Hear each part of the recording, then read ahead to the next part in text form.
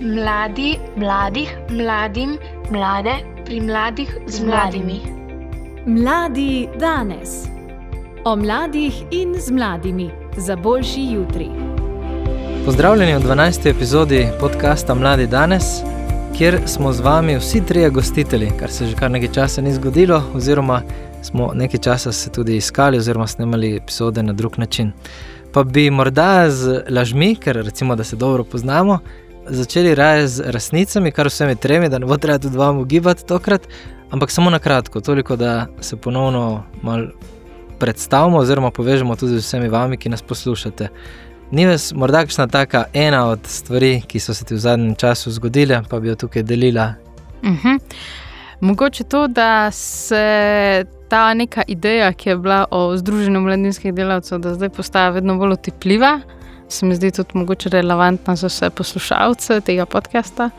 Ja, za nami je ena raziskava, fokusna skupina sledi in ja, jaz se veselim, da bo dejansko nastalo nekaj utopljivega tudi iz tega. Ja, super, zanimive stvari se dogajajo. Matej, prepričan sem tudi pri tebi, da ni bilo ravno dolg čas.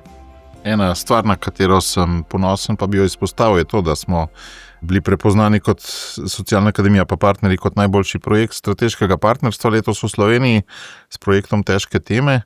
In kar mi je še posebej všeč, je, da projekt živi naprej. Aplikacija za zmenke političnih nasprotnikov, ki je bila glavni produkt, ni bila prevedena v italijanščino tekom projekta, je bila v 5 drugih jezikih.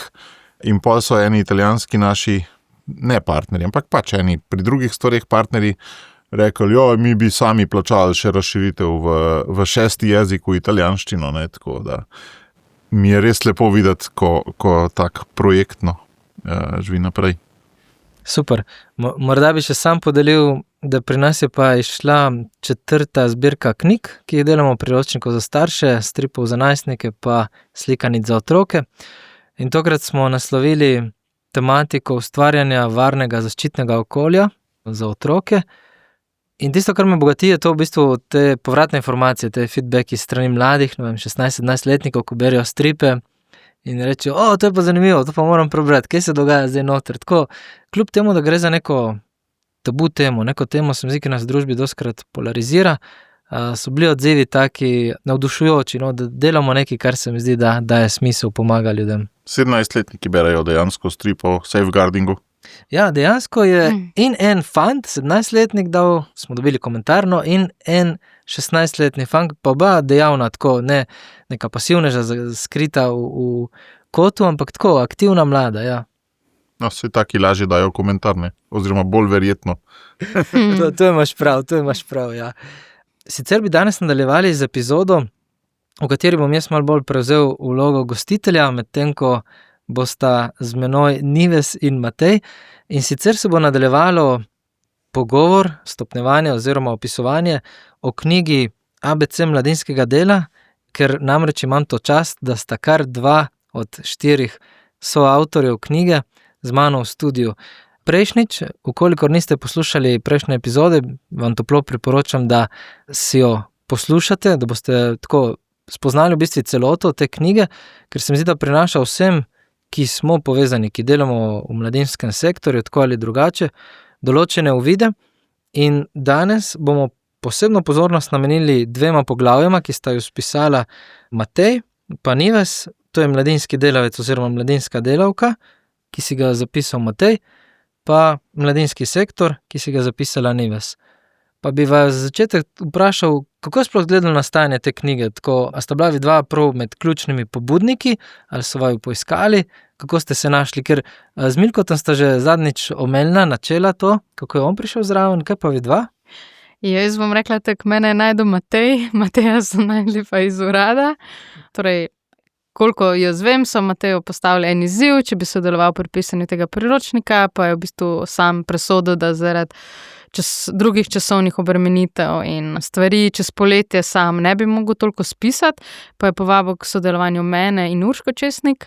In pol je bilo pa tako, da smo se junija dobili tu na Socialni akademiji in še skupaj z ilustratorjem malo nabrainstormali, na kak način bi se sploh lotili strukture te knjige.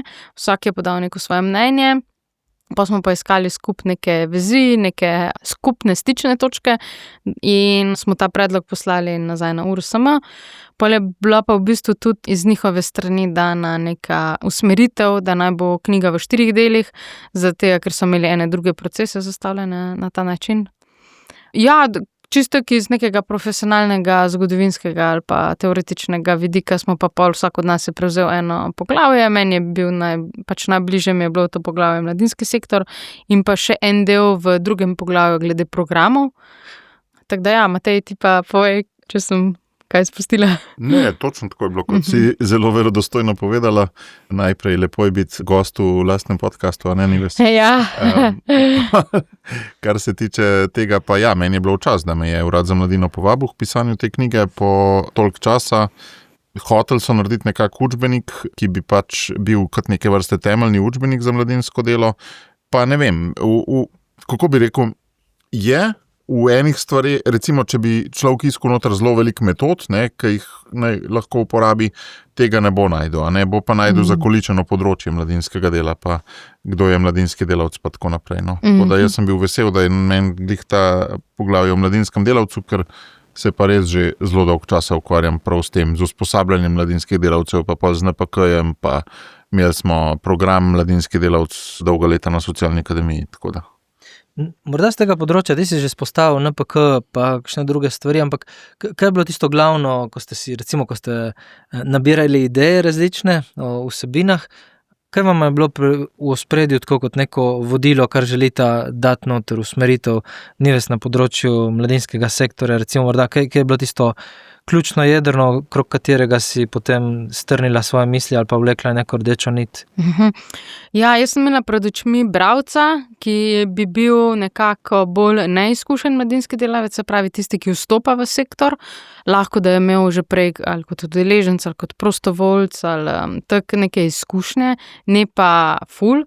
In sem imela pač tako osebo pred očmi in sem mu hotela pokazati dejansko okolje, v katerem se giblje torej mladinski delavec, in to je čisto od lokalnega okolja, potem od nekega nacionalnega, pa tudi mednarodnega oziroma evropskega okolja. No. To je bilo meni pred očmi, pol pa v bistvu preko različnih, kako bi temu rekla, političnih dokumentov. Ja, političnih dokumentov, preko različnih pobud, usmeritev dejansko tudi, no, na kak način pa se to oblikuje. No.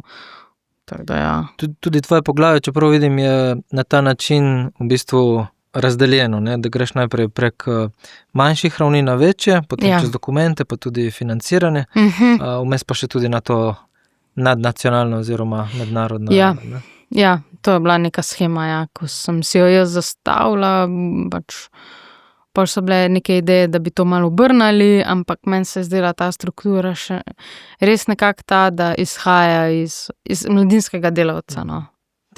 Hvala. Matej, kaj pa pri tebi? Kaj je bilo tisto, kar si imel kot fokus? Oziroma, ti vem, da si bolj v tem abstraktnem svetu, lahko razložiš celo strukturo, ki si jo naredil. Veš kaj, da je obrn knjigo na hrbtni strani, če lahko prebereš ta citat, ko je.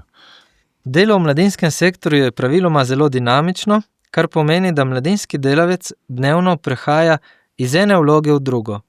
V žargonu mladinskega dela se je za ta fenomen uveljavil izraz multipraktik, ki spominja na gospodinjski pripomoček, ki je z različnimi dodatki zmožen opraviti več različnih gospodinjskih opravil.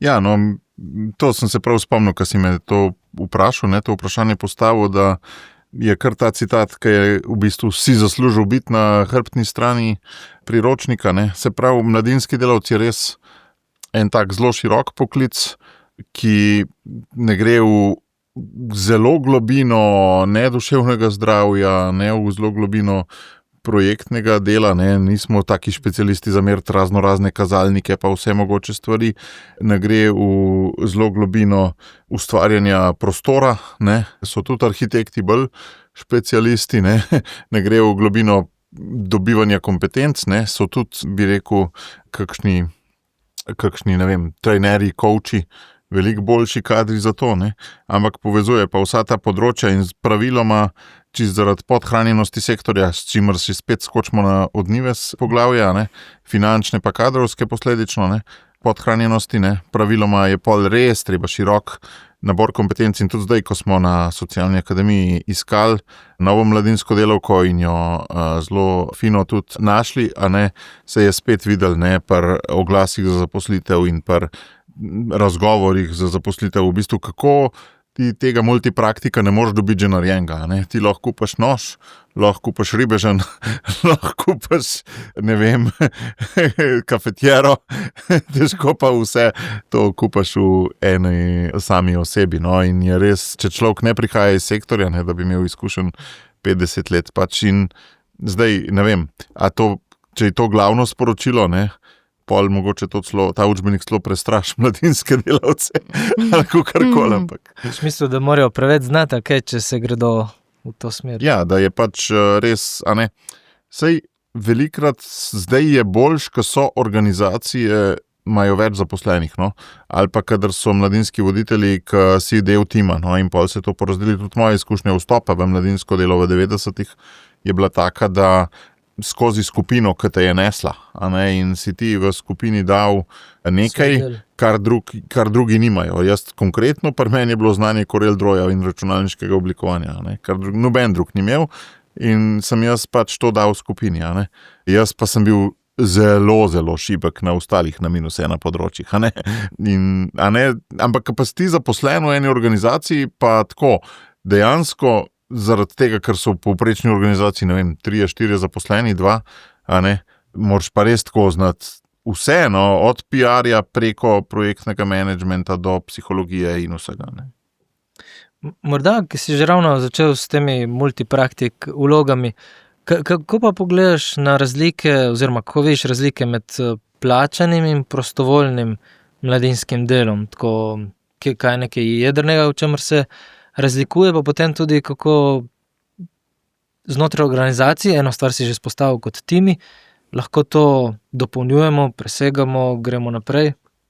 A veš, da je po mojem še bolj kot plačano versus prostovoljno so razlike v organizacijskih kulturah posameznih organizacij. Recimo, če grem na svojo izkušnjo skavtov iz 90-ih pa iz prvega desetletja 2000-ih, tam smo delali prostovoljno stvari, ki jih v 90% drugih organizacijah delajo plačani. Ne, se pravi, ne vem, tudi pridobivali kakšno dovoljenje za prireditve, pa itak delali programe, tudi kakšen projekt pisali, a ne. Tako, zelo so organizacijske kulture drugačne. Jaz tudi, kadar sem sodeloval kdaj s kakšno drugo organizacijo, pa tako, ne vem, kaj vidiš, koliko eni bolj komplicirajo ali pa manj, ne, za potne naloge ali pa za, ne vem, določeni procesi v organizaciji so tako ful različni od organizacije do organizacije. Se tudi premalkrat pogovarjamo o teh procesih, no. Drugače pa tako kot sem že rekel, ja, ko si ti prostovoljc, si po navadi član ekipe, ker drugače ti to sploh ni mikavno, če nisi član ekipe, a ne.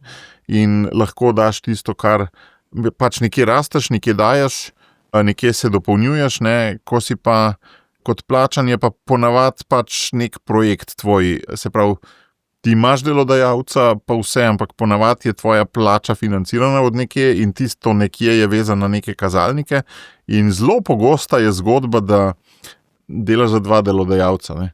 Eno so kazalniki, ki jih moraš doseči, eno je pa realno stanje, ki zahteva čist spet en drug in to dvoje skupaj je pol, mislim, se da tudi organizacijo narediti, kjer bojo kazalniki uspeha res dobro odgovarjali na realne potrebe.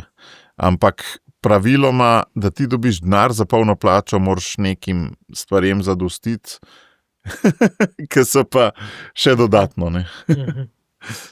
Ampak kako lahko kot mladinski delavci ustvarjamo ali pa ozaveščamo to, kakšno kulturo gradimo? Tudi recimo, ko si rekel, spostavil si skavte, ne, pa kam želimo iti kot organizacija? A to je smiselno se spraševati na neki strateški ravni v odnosu do prostovoljskega dela, recimo?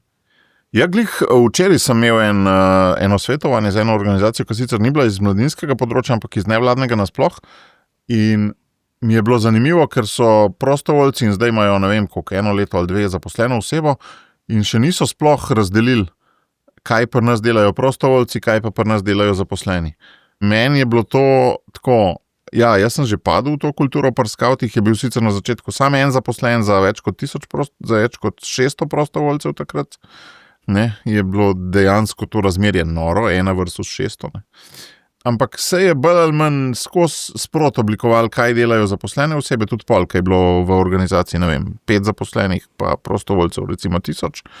Ne, kaj delajo eni, kaj delajo drugi, in to se mi zdi zelo pomemben, da se išče, ne da se postavi iz zgoraj navzdol, ne vem, ampak da se sprot išče pa prilagaja. No. Kako ste imeli to na Netflixu?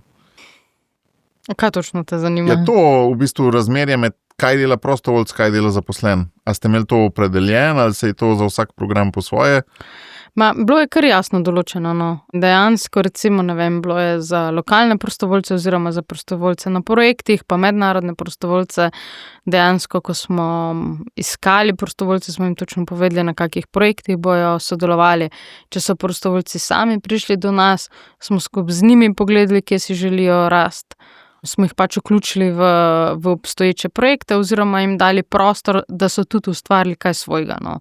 Kar se mi zdi pa pri mladinskem sektorju in v odnosu do mladinskih organizacij ful pomembna komponenta. No. Ampak ti si zdaj eno pomembno stvar rekla, da je prostovoljc je bil assignen na nek projekt. Ni to vedno, ne?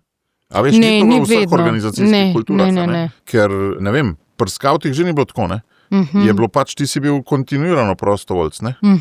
A veš, ni bilo projekt, je bil program, ki je kontinuirano tekel, ne? Ja. Pa saj tudi ti imaš podobne izkušnje še iz drugih organizacij, ne? Ja, različni so, razlikuje se od organizacije do organizacije, ja.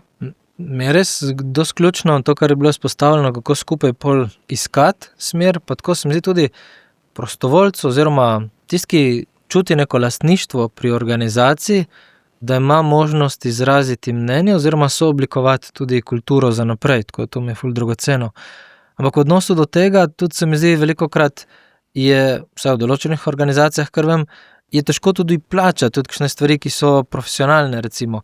Kako je, Nives, ti si bolj v to se tudi poglobila s financiranjem mladinskega sektorja? Kakšna je situacija recimo v Sloveniji ali primerjavi s tujino ali pa samo kot nek objektivni prikaz tega, pa morda še kakšne druge ključne vire podpore, ki jih našteješ oziroma ki jih zaznavaš kot bistvene za mladinski sektor.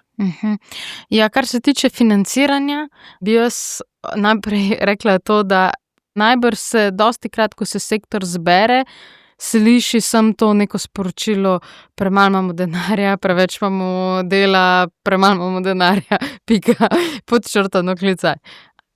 To je po eni strani res, po drugi strani pa, če ne pogledamo nekih rezultatov, neke statistike, je to v bistvu sem nekaj, kar govorimo na pamet. Ne? Zato sem se jaz tudi probala malo ogniti tej izjavi in sem pripravila tudi v bistvu eno tabelo, kjer sem prikazala, koliko je dejansko sredstev, ki jih URSM, se pravi na državni ravni, namenja mladinskemu sektorju preko javnega razpisa, pol preko Evropskega socialnega sklada, pa Evropskega sklada za regionalni razvoj in pa dejansko koliko sredstev gre iz neke mednarodne ravni, se pravi iz sredstev Erasmus plus pa Evropska solidarnostna enota. In sem primerjala ta sredstva, bi pa opozorila, kar se tiče evropskih sredstev, ni nujno, da za ta sredstva kandidirajo samo organizacije s statusom v javnem interesu mladinskega sektorja, ampak lahko zanje kandidira kdorkoli. Se pravi, če na prvo žogo pogledamo, lahko rečemo, ful več denarja dobimo iz Evrope v sektor. Je res, ampak po drugi strani pa bi jaz tudi rekla, tudi državna sredstva se povišujejo, ampak če gledamo samo ozko gledano recimo na javni razpis, ker na javnem razpisu imamo tudi podatke, da se dejansko število organizacij veča. Recimo, javni razpis za tiste, ki ne vejo, je pač se na 2 leti razpisuje, recimo v 2020 je bilo 110 organizacij, 2 leti kasneje 112, zdaj na zadnje 115 organizacij. Morda samo par besedah razložiš, kaj to pomeni. javni razpis. Te organizacije, ki to prejema na 2 leti, ja. Aha, to so v bistvu organizacije, ki imajo status v javnem interesu, delujejo ali kot druga organizacija v mladinskem sektorju, kot mladinski center, kot nacionalna mladinska organizacija ali pa kot mladinski svet lokalne skupnosti. Mislim, da sem se zajela. Ja, 4 vrste so 4 vrste, teh ja. organizacij. In v vsakem od teh 4 je določen cash denarja, določena vsota denarja, ki se potem razdeli glede na število prijavljenih in glede na število točk, ki jih nekdo pač prejme. Tako da je zelo težko vnaprej pač preračunati, ne, koliko bo kdo dobil. Ampak ja, zdaj moramo tudi vedeti, no, da URSM ne financira samo preko javnega poziva, ampak tudi zagotavlja sredstva, se pravi iz teh drugih virov, no, kot sem prej omenila. No. Kar se pa meni zdi mogoče bolj pomembno kot to poudarjati, da je premalo denarja in to, ne, se mi zdi veliko bolj pomembno, da kot sektor poudarjamo ta učinek, ki ga pač ima mladinsko delo na nekega posameznika. Sicer v Sloveniji neke take finančne primerjave ni bilo narejene, no, je bila pa narejena v Angliji. In oni so ugotovili, da za vsak funt, ki ga namenijo mladinskemu delu, se jim to povrne v razmerju od 3 do 6 funtov na funt. In to se povrne nazaj v obliki, se pravi na področju duševnega zdravja, dobrega počutja, zdravja, zaposlitve, izobraževanja. In v bistvu so naredili to primerjavo. Ne. Jaz mislim, da v Sloveniji gotovo lahko govorimo o tem, ampak ni pa bilo narejene neke take študije, no. No, kar smo delali študije, je bila primerjava, da cela Slovenija ima manj letnega denarja rednega kot ena malo večja srednja šola. Ne. Se pravi, cel mladinski sektor, vseh 115, kot si rekla, dobijo skupaj manj kot ena srednja. Ja, ampak to je spet izhajamo iz unga duha, mi dobimo premalo denarja. Ja, vem, ampak ko pomisliš, koliko je učinkov, ne? Vem, sej, meni se zdi, da kot sektor bi res mogli iti v to smer, da bi bolj poudarjali učinke, ki jih ima naše delo, ker če pogledamo neko splošno javnost, redko kdo, ki ni del sektorja ali pa ki njegovi otroci in mladostniki niso del sektorja, pa če redko kdo ve, kaj zares se za mi tu gremo, ne. Se pravi, tisti funt, ki se povrne v 3 ali pa 6-kratni obliki, v bistvu ni oprijemljiv za videti za običajnega človeka. Ja. Saj običajen človek tudi ne nasprotuje to, kaj je kakšna gonja proti nevladnikom, ne. Polka predstavljaš ta naš del nevladništva, ne, ni toliko zelo nasprotovanja, ne, ker to razumejo, ne, vsak je imel kakšno izkušnjo ali dobro, s kakšnim skavti taborniki ali s kakšnimi planinci ali gasilci ali z podeželsko mladino ali s takimi organizacijami, ne. Ful mi je dober zadnji podnaslov, Nives, ki si ga dala pri financiranju. Denar ni vse, pomeni pa veliko. Ja, to se mogoče res nanaša na to, kar si ti izpostavil, ta odnos prostovoljno mladinsko delo, nekdo, ki je zaposlen, da opravlja neko delo. Meni se zdi pač pomembno, da ima sektor tudi zaposlene ljudi, ki izvajajo neke aktivnosti, ki delajo na področju pač mladinskega sektora, mladinskega dela, da res ni vse samo na prostovoljcih, ne. Prostovoljstvo se meni zdi ful pomembno, ampak če ti nimaš nekoga, ki bo si vzel čas, mentoriral prostovoljca, poskrbel čisto za neke druge organizacijske zadeve, ne, bo to težko tudi na dolgi rok, no. Drugače smo glih vodili v oktobru ene take odmike za vodstvene kadre v sektorju, ne, na Rogli, in se je izkazalo za resnično moja hipoteza, meni osebno, no, da ozko grlo ni več denar, ampak kadri v sektorju. Dobro, sej to je povezano med sabo, ne, konc koncev, če ni denar ozko grlo, ampak kadri, pač daš višjo plačo, pa je, ne, pa bo več kadrov prišlo, ne, do neke mere se to že da regulirati, ampak v resnici dejansko ljudje na tako službo stok širok, oziroma skozi bolj so ljudje pozorni tudi na delovne pogoje, a ne, koliko bom pa popoldneval, koliko bom pa sobot, koliko bom pa imel potovanj, in se skozi bolj sploh z generacija se mi zdi še zelo pozorna postaja tudi na tip dela. No? In da res bi lahko tudi z vidika posameznika rekel, denar ni vse, per job quality. Ja. To zagotovo, sem zdaj tak feeling, ki imam tudi jaz. Po drugi strani pa Nives prej si izpostavlja, kako v bistvu se skrbi za prostovoljce, da pridobivajo nekaj, da kjer želijo rasti, da se jih umesti. Matej, ti si se posvetil in si kar močan se mi zdi na področju kompetenc tudi. Kakšne so poti do kompetenc mladinskih delavcev danes v Sloveniji? Pa tudi, v kakšni meri se ti zdi NPK pomembna tukaj za nas, za Slovenijo tudi danes? Ja, morda NPK pomeni nacionalna poklicna kvalifikacija, to je v bistvu en način, kako ti dokažeš, da si mladinski delavec, ker ne obstajajo šole za to, je pač eden od možnih načinov to, da v mapo zložiš vse svoje dosežke za nazaj v zvezi z mladinskim delom in pač to mapo predložiš neki komisiji, ki jo država imenuje in potem dobiš poklic na 5. stopnji. Zdaj se pa ravno v bistvu, ne bom rekel pogajamo, ampak pripravljamo podlage in smo v procesu, da bi se ta stopnja še dvignila, zato da ne bi bila sam primerljiva srednješolski stopnji. To je zagotovo ena in jaz se nikoli ne bom pozabil najbolj, ker sem bil slučajno komisija pri najbolj zagnani kandidatki za NPK v svoji karieri, to je bila Nives. Ravno želel vprašati, če je kje blizu tukaj. Ja.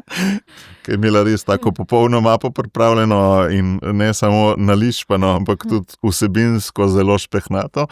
Ampak ja, drugač pa mislim, da večina ljudi kompetence pač seveda pridobi skozi učenje z delom, learning by doing, z lepo slovensko frazo, ampak je tako, da te kompetence hiter trg pobere na drugih področjih. No? Tako da pač dejansko mladinsko delo, kar je po svoje dober, je producira kadre, ki so potem zaposljivi na drugih področjih. Kar nekaj županov, recimo Rok Roblek iz Preddvora, pa Tadej Beočan in iz Ajdovščine, kar nekaj poslancev, ala Kamal Izidor Šakar in podobni.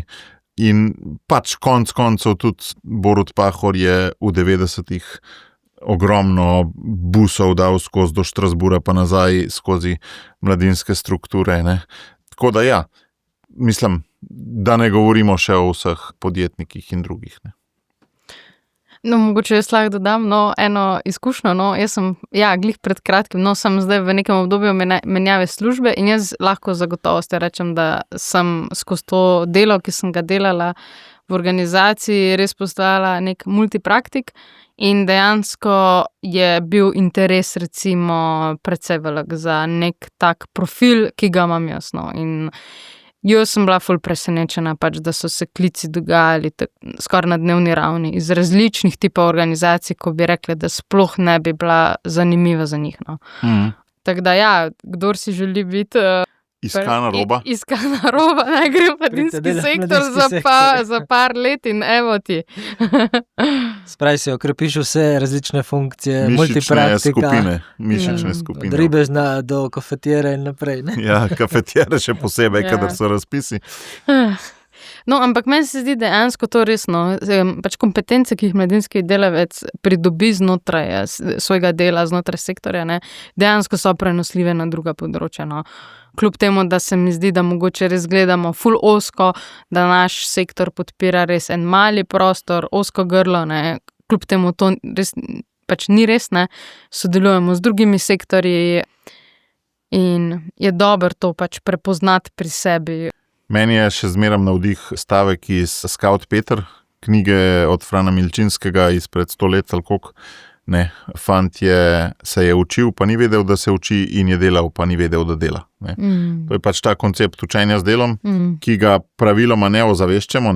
Tvoja bivša organizacija, v kateri si bila zaposlena, Nefix, je pravzaprav na tej premisi nastala. Se pravi, da učimo in da se učimo in ne vemo, da se učimo, in da delamo in ne vemo, da delamo. Ker je pač pomembno ozaveščanje pač neformalno in priložnostno pridobljenih znanj. Izpostavil si Netflix, tukaj sta imela tudi za samo knjigo en kup verjetno dokumentov, ki sta jih naštudirala, raziskav različnih, tudi akterjev, ki sta jih preverjala na različnih ravneh, od lokalne, regionalne, državne, pa tudi mednarodne. Kako se vam zdi, da je ta naš mladinski sektor v Sloveniji povezan recimo najprej z akterji? Če gremo najprej tokrat obrnjeno logiko na najširšo raven, ne vem, s kakšnim svetom Evrope, z evropskimi programi, omenila si že prej ESE pa Erasmus+. Se vam zdi tukaj povezava trdna, močna, prepoznavnost, dobra, se nam zdi, da smo bolj... Če sem malo provokativen, meni se ne zdi več toliko trdna, zato ker se ne pojavlja več samo klici, da bi šli ven iz NATO, ampak tudi iz EU, ne. Če se malo pošalim. Jaz sem seveda skozi mladinsko delo postal velik državljan Evrope, ne samo fizično velik, ampak tudi goreč državljan Evrope, najbolj skozi novoletna tezejska srečanja, ko sem 13 let obiskoval različne prestolnice in druge kraje po vzhodni in zahodni Evropi in začutil res države in tam bil pri družinah pogosto, ne, in od Portugalske do Vroclava in Varšave in še čez, ne.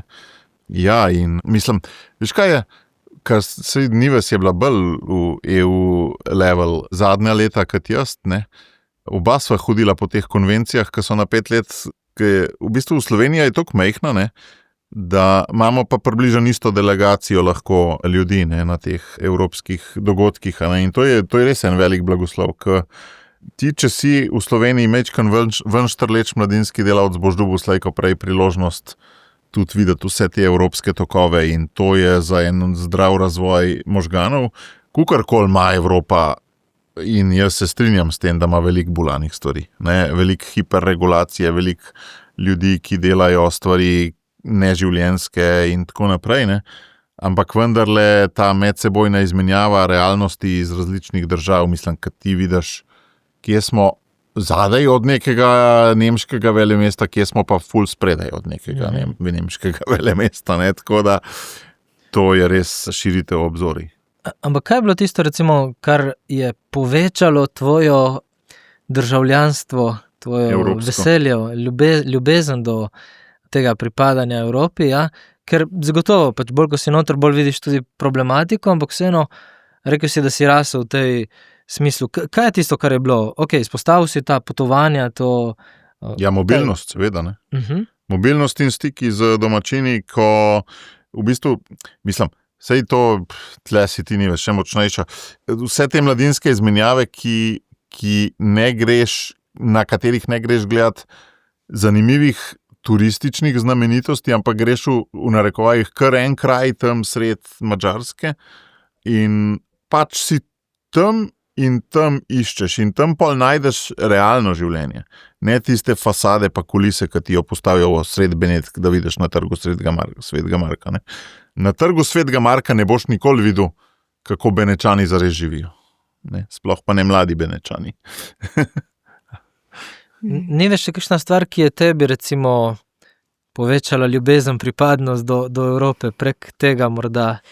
Ja, mislim, jaz mogoče bi se navezala na to, ko si vprašal, če smo dosti prisotni v teh nekih strukturah in meni se je v bistvu dejansko tudi ta neka pripadnost sektorju, ki deluje tudi zunaj meja Slovenije, no, se mi je dejansko povečala tudi zaradi tega, ker jaz pač vem, da v nekih teh strukturah dejansko imamo predstavnike iz Slovenije in mogoče se nam ne zdi, da mi na neki lokalni ravni čutimo zdaj neke posledice, ne, ampak dejansko tudi naše nacionalno mladinsko delo se usmerja po smernicah, ki prihajajo pač smeri Evropske unije ali pa iz smeri sveta Evrope, no. In meni je tudi zanimivo, no, da pač ne vem, če poslušalci vejo, no, ampak dejansko je mladinski sektor znotraj Sveta Evrope je uvrščen pod direktorat za demokracijo, ker je pa glavni v bistvu Matjaž Gruden, no. V bistvu imamo dejansko tam direktorja, Slovenca, in meni je bilo fascinantno pač dejansko spoznati na konvenciji njega, pa že prej sem ga spoznala na enem drugem dogodku in mi je bilo res fascinantno, ker on je odgovoren pač tak na tej ravni najvišji evropski, no, če lahko tako rečem, za pač mlade, ne direktno, ampak njegov direktorat. In ko smo mi bili letos junija v Štrasburu, sem mu jaz poslala pač mail, 14 dni nazaj smo se srečali na Malti, mi smo zdaj tu skupino mladih, a imaš čas, da bi se srečali, takoj se je odzval, ne? In mi je bilo pač tudi dobro, da so mladi videli, da tam nekje v Štrasburu pač sedi en Slovenc, ki mu je mar pač tudi za mlade v Sloveniji, no, da res nismo tako oddaljeni, da ne govorimo o nekem sporednem vesolju, ampak da je to neki vplivi, ki se dogaja pač tudi lokalno, ne, ampak mogoče se tega pač ne zavedamo, no. Spravi, če prav razumem, v bistvu je tukaj pretok kar močan od lokalnih ravni navzgor in hvala Bogu v bistvu neko življenje, ki se pretaka v obe smeri, ne? Pozitivno. Ja, jaz vidim to, no, ampak Veš kaj, sigurno je več pretoka kot na nekih drugih področjih, ker Evropska unija pride do mulca z neko mladinsko izmenjavo, ne pride pa do mulca s tem, kakšno koruzo je ali pa ne vem kva, ne. Pač kmetijska politika, v katero gre še 100-krat več denarja, ne, v EU, ne, se je včasih, to je bilo 15 let nazaj, dejansko je bilo 1 krava je enako 8 mladih, ne, se pravi, koliko EU vloži v 1 kravo, je to kot 8 mladih, ne, to zdaj najbrž so se ta razmerja porušila, njim ne sledim več, ampak, a ne, tam, kaj ješ tisto koruzo ali pa karkoli že ješ, krompir, tam ne vidiš, ne čutiš EU-ja, ne, na izmenjavi pa ga, ne. Kaj pa glede dokumentov? Dokumenti ravno tako v bistvu obstajajo od najnižjih ravni, če rečem, znotraj organizacij, ko si napišemo nekaj svojega, do dokumentov, ki prihajajo ven kot smernice ali pa obveze ali pa priporočila, kakorkoli na ravni EU-ja. Kako se vam zdi v tem smislu? A je kaj takega, kar opažata pri tem, da je dokument lahko mrtva črka na papirju, da ostane v bistvu v kotu, po drugi strani pa nekaj, kar dejansko pomaga dajati življenje, iti naprej mladim, ki želijo spreminjati svet na bolje. Dokumenti so vedno 10 let zadaj, ne? Ker pač to, da nekaj pride v dokumente, mora se prej že veliko zgoditi, ne. No, ta knjiga ABC recimo je še dokaj nova, ne? Ni toliko Ja, nazaj. ampak to ni politični dokument, ne, to je pač orodje, to je nek tool, ne. Recimo najhitrejši odziv bi lahko rekel, da je bil dveh se spomnim. Takrat, ko so migranti 2016 ali kdaj preplavili nekatere države, se je pol rodila ESE, Evropska solidarnostna enota, ne. Potem drugi je pa COVID, ne. Se pravi, ko je bil COVID, nekje ob koncu intenzivnega obdobja COVID-a so prišli prvi COVID projekti ven, v smislu, da se pravi, da Evropa se odziva na COVID, ne. Se pravi, da je bil prav call narejen prav zaradi COVID-a, ne. Se pravi, ko je COVID-a konc, se začnejo COVID projekti, ne, kjer so bile poudarjene pol digitalizacija pa tako naprej, ne. Takrat, ko ljudje niso več hoteli biti kaj dost za računalniki, ker so pač imeli travme, ne. Ampak ja, pač se trudijo in jaz verjamem, da so takrat šli čez marsikakšno.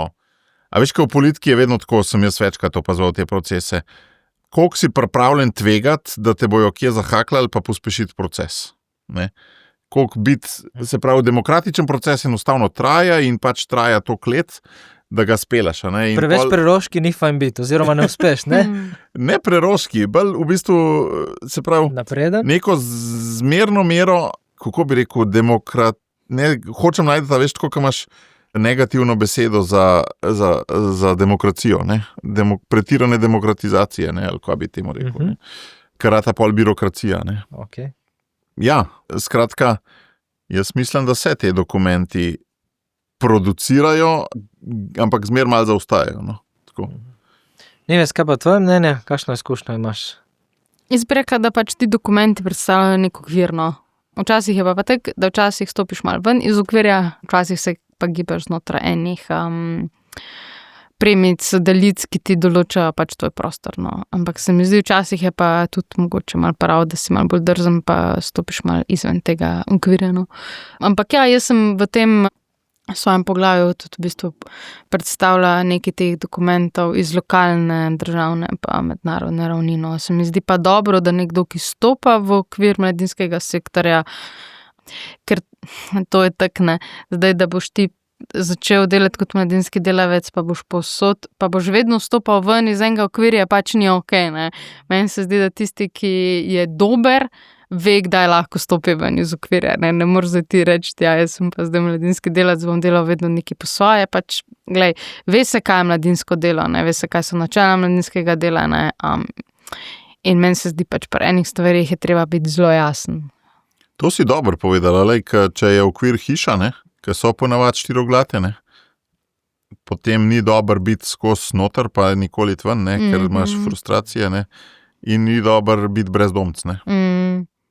Dober je biti, da imaš svoj dom, ne, kar je pač mladinski sektor, ne, in vsake toliko časa iti se razmigati. Da si predstavljam, da mladinski sektor že sam po sebi v bistvu pomeni neko tudi opozarjanje na spremembe, pa spodbujanje nekih, ja, prej si izpostavil nove dokumente, ne, ampak verjetno na vseh področjih in to dosežeš samo, če greš včasih malo ven iz okvirjev, ne.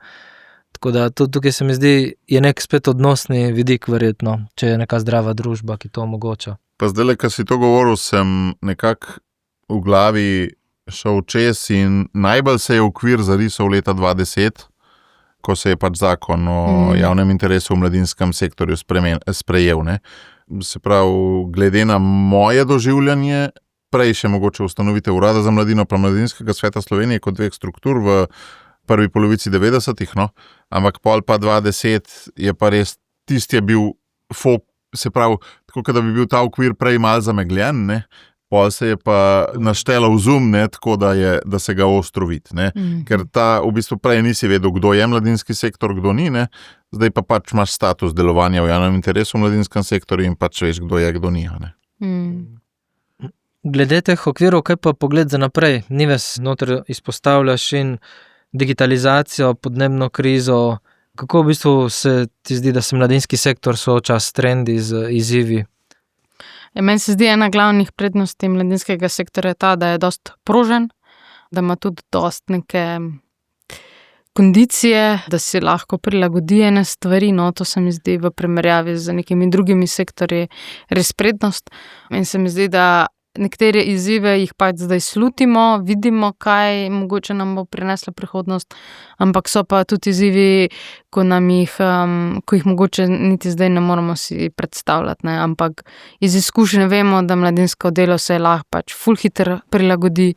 Zdaj, če pogledamo recimo, ne vem, ta zadnji izziv, ko je bil s covidom, ne, dejansko smo se vse organizacije ful hitro prilagodile temu, ponudile naše programe mladim preko spleta, našle neke druge načine in se mi zdi, da kakršnikoli bojo izzivi v prihodnje, no, se mi zdi, da se bo znal sektor temu prilagoditi, no.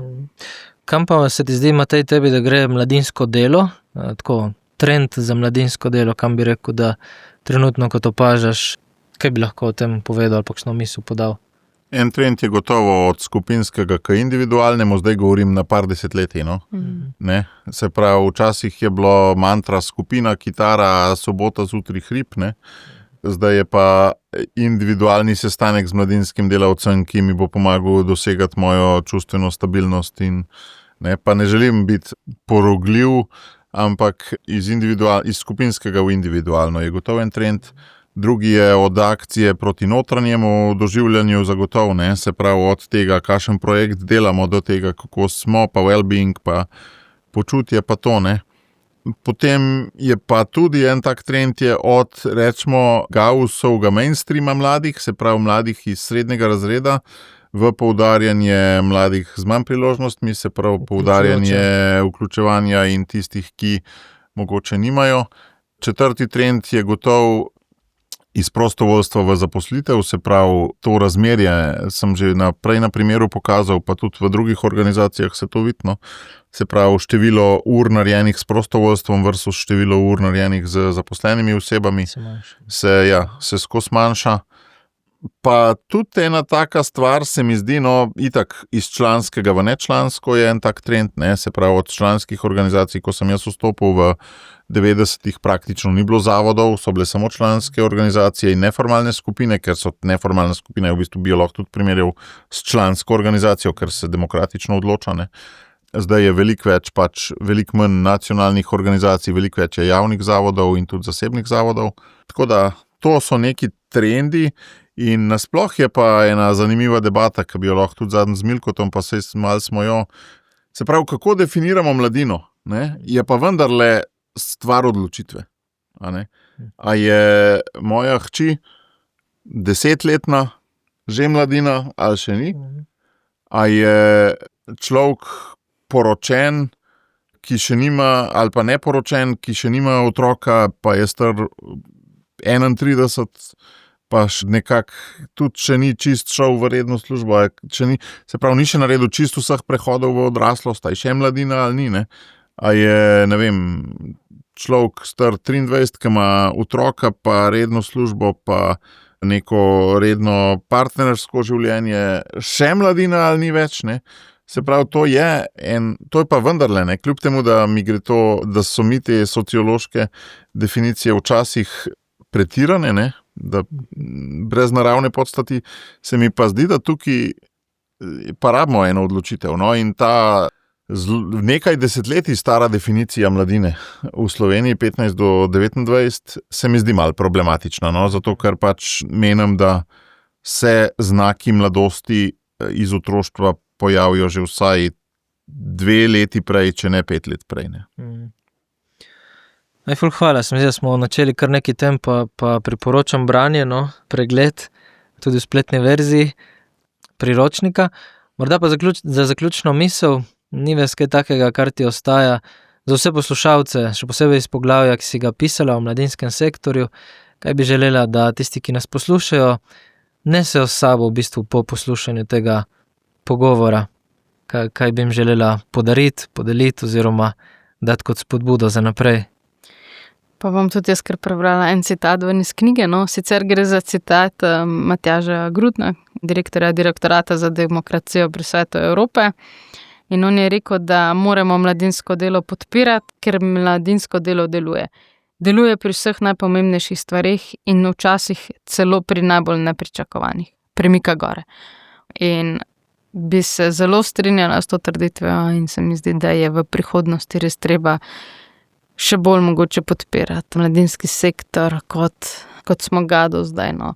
Pa ne mislim to samo finančne podpore, ampak tudi tako celostna podpora. Super, hvala.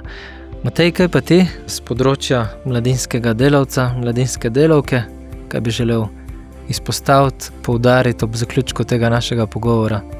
Ja, vsi tisti, ki smo od staršev kdaj slišali že, čeprav jaz nisem bil tipičen, ne, da naj si že dobimo enkrat orang službo, je to poglavje lahko obliž na rano.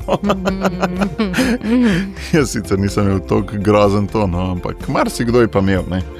Ja, in se mi zdi, da vsaka taka knjiga, vsak tak učbenik na nek način prispeva k temu, da to postane malo bolj orang služba.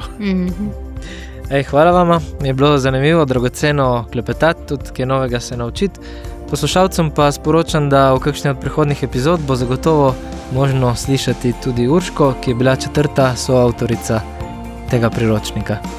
Hvala. Hvala, Benjamin. Svenem.